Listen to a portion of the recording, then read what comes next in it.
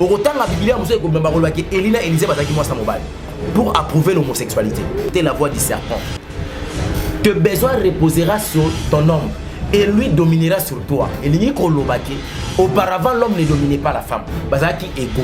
Les Français na lingala. Mais ça m'a belé au ngalo tunyatite parce que Satan est un monde cosmique parmi les 5 mondes sataniques. Voilà, très bien. Bande balandi wana na boke binyonso. Satan a gagné ngomba ebisi Jésus-Christ. So oza mona nzambe ya solo mibwaka na se. Satan a ebaki ke wana mona nzambe. Mais pour nani na tunaki question wana. Très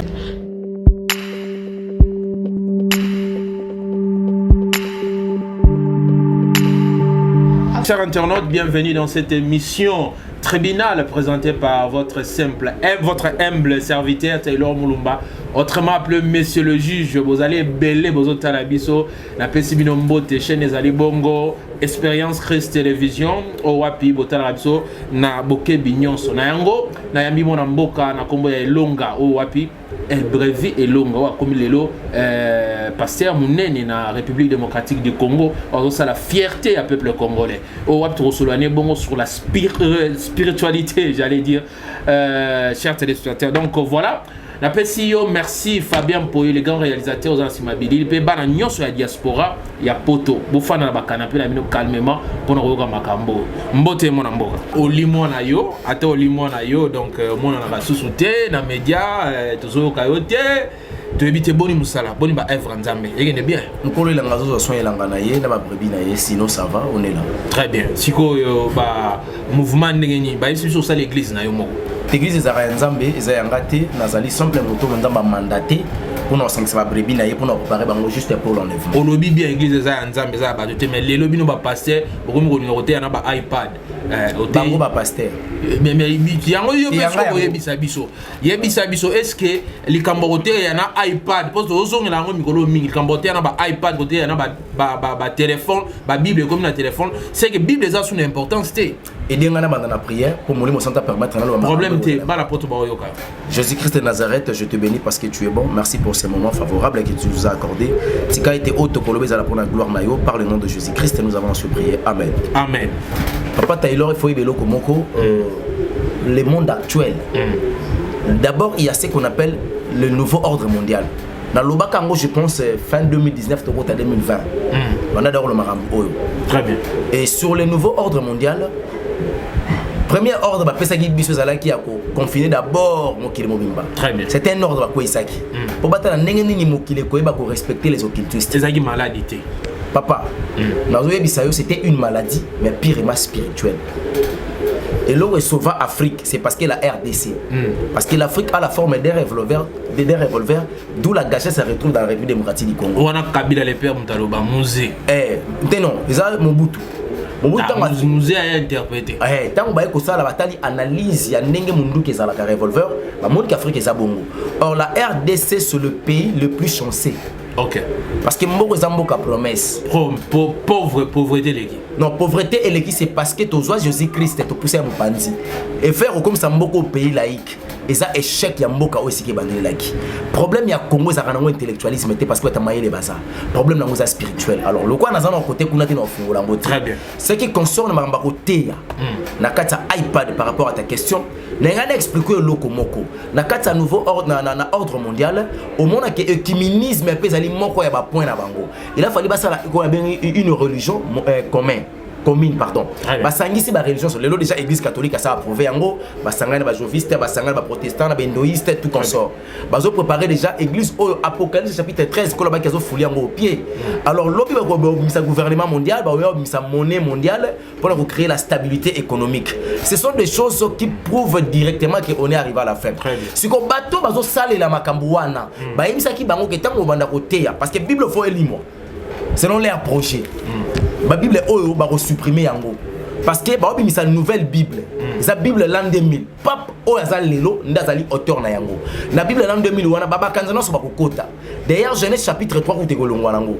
Pour na bango Adam et Ève bazaki réalité. Na kati Biblia wana nazolo makambo lelo. Na lelo ko na linga ba image po ebomba manango. To bomba. Ezaka na mukolo ko koma. Okotanga Biblia muso ko bomba kolobaki Elina Élisée bazaki mwasa mobali pour approuver l'homosexualité. Ce sont des choses qui se préparent Bandero Moussouba lobby que boni bozo pe qui s'abisso que les sexes avant les mariages ils en a sens Joseph na Marie bazaki ndako moko bazako la ndako moko c'est que bazaki pe obima. Le problème les gens ne maîtrisent pas les mariages. D'abord les mariages c'est quoi? Pourquoi on se marie? Il y a combien de sortes de mariages? Très bien. Quels sont les rôles de mariés dans les mariages? Très bien. Actuellement bandeko bayomona paye bandeko bolimbisa yaka mutuna lisasité wala bandeko bapaye mutu balobi na ngai que Joseph bazako la ndako mona Marie. Est-ce que bazako bimate bino boyebi mwasi na mobile esika moko déjà na motuna wana Bible écoute ya prouver que batikala ko bimate parce que Marie azaki vierge. Osomona si ange ay ko bimela Marie, Gabriel ko yebisa Marie. Ta parenthèse on a bio za lo bana ezaki très important. Tozungi na wana. Ozaki placement sur le Valère. Moni lelo bandeko babongisaka o babengi fête ya libala. Mbongo ya libala. Babongisaka libala te. Pona babongisa libala faut bongisa babala ni. Parce que babala ni nde ba ko vivre libala.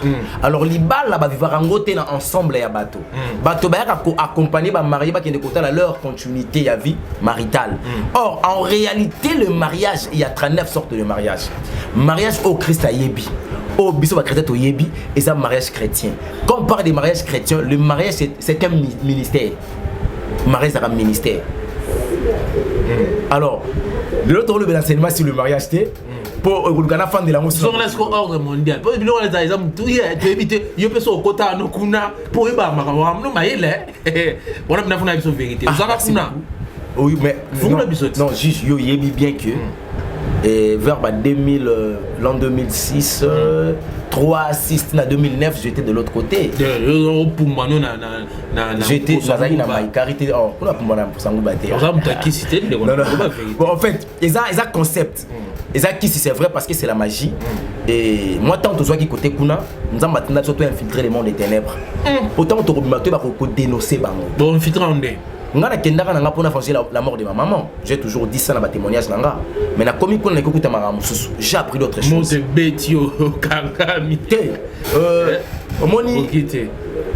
Mbongo. Derrière l'argent, il y a un esprit qu'on appelle maman. Ce qui m'automoli, mon ensemble, c'est que mon ensemble représenter l'image de DT, maman de Awe Bokonzae. Oh, bah, nous allons toujours séduit. À chaque fois, bah, aussi, nous avons biloko aussi mbaté, bah, autant que ce biloko autant gâté. Tant on a combien que le Canada développer l'intelligence humaine et la sagesse humaine, des 5 ans qui ont développé ma caméra dans la magie, croyant que tu aurais comme un qui banane. Or, c'était un moyen pour nous vendre au Tindanga, pour nous découvrir un pasteur au Musunga, na Bible, l'autre va pasteur, na prophète, évangéliste, ceux qui banane. Oh, nous avons bango kuna na tika bango pe kuna. Et les leçons on la pratique na bango, on comprend que oh bilo ka dojo. Autalika église n'engi ba composer ngobi tala ba esprit bout. Ba ça era bout. Autalika genre ba séminaire ndé ba zo placer. On comprend bango ki bato tilo ba bongwalité. Pourtant on a kobima na dénoncer diable na ba depte. Très bien. On a dénoncer pe système ya kulusu. Oh bato ba komo ko les dans l'église likolo. Marcelo le bezar en barakis. Bon, ce cas la maîtrise d'ango c'est bien. Moi je sais que la croix de Jésus, ils ont symbolisé plusieurs choses. Dans ce cas anglais, la croix ça signifie l'ancien et le nouveau, l'ancienne alliance et le nouvelle alliance. Donc quel sens au monde que des Genèse Apocalypse, il y a 66 livres. Dans les 66 livres, 39 livres dans l'ancienne alliance et 27 dans la nouvelle alliance. Alors dans la nouvelle alliance, au monde il y a eu des pratiques qui étaient faites l'ancienne alliance. Tant que comme la nouvelle alliance, Christ a bisa biso bato toye la nouvelle alliance que maintenant désormais vient amener bandi awe kende bo ngande bo zwanga modèle. Au moins que Abraham, il fit notre père par la foi, mais Jésus-Christ est notre père dans la foi. Alors entre Abraham et Jésus-Christ, il faut na croire en Jésus-Christ parce que makila ya Abraham est sauvangati. Quand Abel coûte makila na sauvangati. C'est le sang immolé qui est le sang de Jésus né sauva biso. Alors nakati ya croix il y a ce qu'on appelle la crucifixion. Dans la crucifixion, ils allaient donc kobaka na nekulusu na peut-être expliquer na forme nini. Alors nangina le baka que Christ a mataki na croix mais avant mata mema qui croix. Et comment qui na kata chemin de la croix, ils a qui chemin souffrance mais comment la tamo be croix mema qui. Tant que croix memi Christ a soit qui repose ko mema croix memi. Mais tant que mati na croix a crucifié la chair. Ça signifie le péché dans la chair. Au moment où le diable à l'époque il utilisait le serpent pour aller séduire. Soit autant d'apocryphe, même il y a Enoch. On comprend que Adam et Ève, bazalaki na égalité. Soko tangi Genèse chapitre 3 verset 15 jusqu'au 17e verset.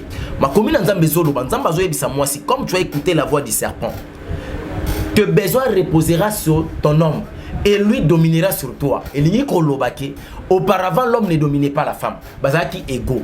Et on comprend que dans le apocryphe, la femme banda ko nourrir banyama. Satan yebaki qui n'a pas impossibilité à affronter Adam Boé, impossibilité pour affronter Ève Boé. Na luka na kati banyama nyama nino azali ruseux, na utiliser yé. Tant Ève oya ko lesa yé, a ko lesa bango, ngala wana nzolo banzambe do Satan. Satan. OK. Nous moni Satan côté dans la serpent pour séduire la femme. Alors que la femme a été séduite et ça dit qu'il est soumis côté na mokili. Le même Satan a été côté dans le jardin de Nana, dans désert Christ, dans le désert 40 jours. Aïe les sous dans la serpent. Na image à quoi c'est là qui Ève alors quand ça quoi c'est là Yesu. Le quoi que Ève a lié qui est pas relié. C'est pourquoi libango lipa. Toi tu as non verki wana. Alors nzamba yebaki ke ako serpent ko ya parce que ça nzamba yebaka nyonso. Donc ayebaki ke serpent ko ya ako tromper moi na moi si ako ko c'est ali a relier c'est un moment. Mais pourquoi Dieu n'avait pas-il empêché serpent à cause de moi si? Na ozolo des versets bibliques, na bandano na moko na explication moko fona tanga. Na une expliquer le comment quand Dieu donnait l'ordre à l'homme, avec ça qu'alobi, tu mangeras toutes les herbes qui est dans le jardin, sauf ça. Très bien. C'est ça principe, c'est ça mon beko, n'est-ce pas? Et nzambe so apesi mon beko. Tant Satan y est, pourquoi ça moi si? Éternel Dieu observait seulement la loi par laquelle il avait posé à l'homme. Après il a soumis Michael. Après ce qu'on va dire que moto Satan tika té. Il faut attendre ce qui moto ça a une capacité à capacité à tout ça toté. Atiki moto à désobéir. Au monde est aux awa. Il faut qu'on y ait que la vie et la mort est zawana. Nous n'avons pas le bien au Kenya la vie. Ce qui est au Kenya kufa autala. Mais pourquoi pas empêcher qui? C'est parce que tu es responsable. Tu es responsable. La loi de Dieu est là. Dieu reste là ses principes. Ce qui se passe avec l'intervention, principe n'est pas mon point. Quand il a donné l'instruction, le moto à salaboué, moto à salité. Non, tant que il faut observer.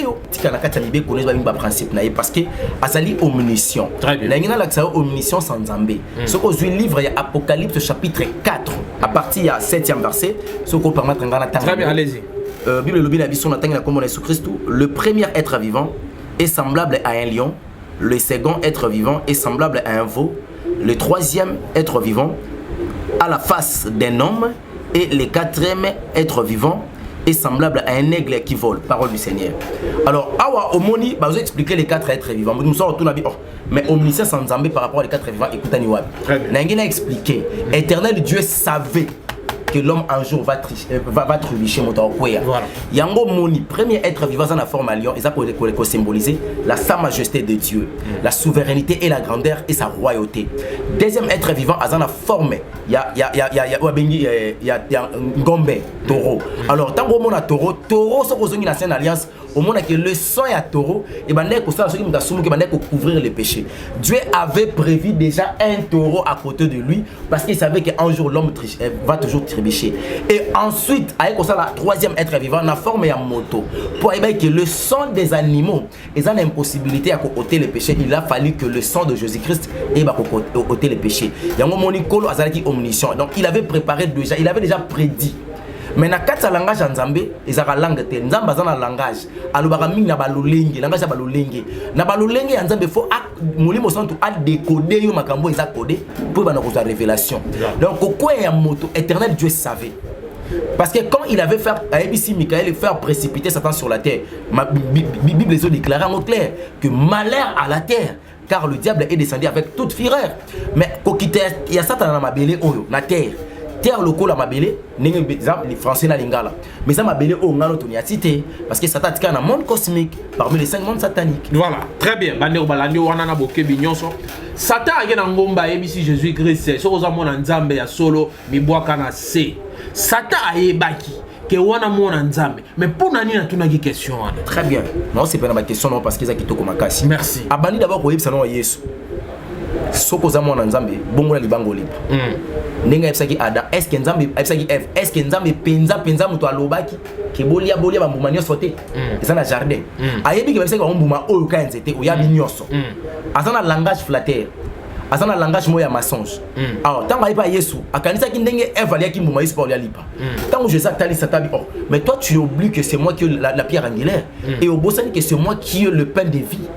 Oh, mais yo ebite ke mdobika na lipa te ko ngande lipa. O ebite ke ngande libanga. O Jacob ala leki pose révélation. Ozo bossa na kenga za libanga o Moïse abeta ko misamai. Oh, akamo ki Satan nda yebise moto obika na lipa to obika na maloba e route e pa na nganzambe. Alors Jésus-Christ va yebika. Apusani. Jésus-Christ va yebika. Oh ye maramazolo bala ça appelle le kuta. Maintenant répondre quand même. Oui. Il a fallu à répondre parce que Jésus-Christ a longa Satan à croité. A longa Satan à désert. Ils enseignement mobimba. Na croande ezalaki l'accomplissement dans la proclamation et la victoire à Jésus-Christ. Parce que le combat est Satan à Jésus qui n'a ezalaki na désert. Parce que so quand Jésus a megaka ko fléchir genou na yé devant Satan, anga ko mpe na croité. Na désert. Yango moni même le chrétien ba ko ka désert te hors désert ezali chemin oyo et permettra moto simba man et permettra moto ça l'expérience nzambe et permettra moto lobby alongwa so ka longwe désert à côté kana place mien ezali ko kwa na miliki. Oya ko tala que vu l'évangile n'engezo kende Satan zo sanza malobi avec sa Jésus mi boaka. Pourquoi c'est que mi boaka? Parce que à comprendre que Jésus il est écrit. Il est écrit. Sope na ebisa mi boaka na zana subasma ya parole. Ebisa mi boaka po ekomama. Azoka ke sona komi po atromper. Que akotinda mwana moto, akotinda ngona ni alobati. Ba yebi moto akotinda mwana moto. Po atinda ba ange ba yamba epolo kona ye tout alibangati. Très bien. Yesu na moko c'est ça qui est okomeka mokonzi nzambe na yote. Donc ngai c'est que je suis ton Dieu, tu ne peux jamais me tenter toi les Satan. Très bien, merci président Longwa. Mais ça va bien au président, mais tous les abélés. Alors les autres hommes avant de retoucher point à point, mais quand on regarde sa vie sur porte, il y a entrée, il y a malédiction autrement que vivre à l'élo et où t'as wapi. Est-ce qu'il y a un jardin d'Éden parce que tout le monde qui dit jardin d'Éden, et va dire à moment, il y a un l'élo masumouya. Est-ce que c'est vrai? Personnellement non le batté parce que Christ a ôté le péché. La dernière spirituelle nanga essaie de changer. Parce que la nature adamique, Jean chapitre 10 verset 10. Merci. Et ça verset où les voleurs viennent pour dérober, voler, détruire, égorger tout consort. N'enge écriture est commis. Mais la révélation, ils ont le maramouanati. Na kata révélation à Jean 10 10. Bible ils ont le bisabisobo. Ils ont le que les voleurs c'est le diable par la révélation. Le diable quand il vient dans la vie d'une personne, n'enge ayaka na Eden, ayaka kolongo la moto la nature de Dieu. Ayi koiba moto nature en Zambie. Quand l'homme a trébuché, Dieu ôta son esprit à l'homme, l'homme est devenu mortel. Alors, l'esprit de Dieu, c'est ce qu'on appelle l'esprit saint, parce que Dieu c'est un esprit, l'esprit qui est saint, le Saint-Esprit, né Nzambe. Moli monaye, yango wana ye moko Nzambe. Alors, il s'est fait que l'homme tanga sumu kaka. L'isumu kotika tina ye nenge Adam na Eve basumukaki, moli mona Nzambe bimi, ça t'a présenté bango trois natures sataniques.